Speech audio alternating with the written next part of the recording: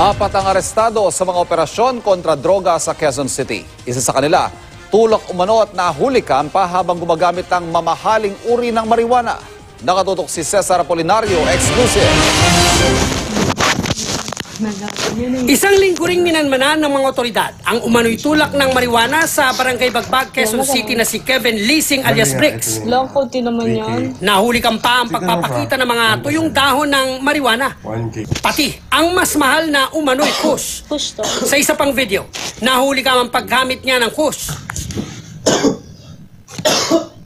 Ayon sa pulisya, ipinapakita umano ng sospek sa kausap na mga scorer ang malakas na tama raw ng kush.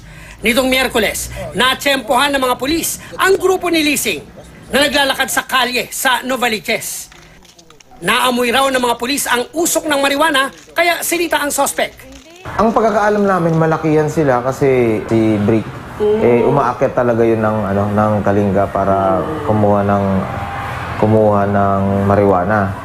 Bukod kay Leasing, arestado rin sina John Fernan Enriquez at Jesse Emmanuel Maglanok. Nakuha sa kanila ang pipe, mga dahon ng marijuana at mga plastic ng tuyong marijuana. Transaction dito sa marijuana ay through online. So nung makapasok na, nagkaroon na ng tiwala sa kanya itong ka-chat group.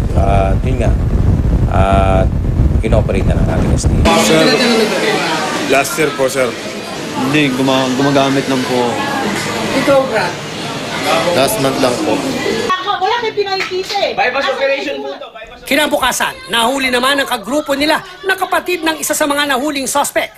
Ayaw pang paaresto ni James Ellison Maglanok alias Kisot matapos mabilhan ng 500 pisong marijuana.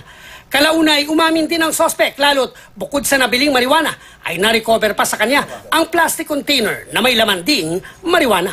Cesar Apolinario, nakatuto, 24 oras.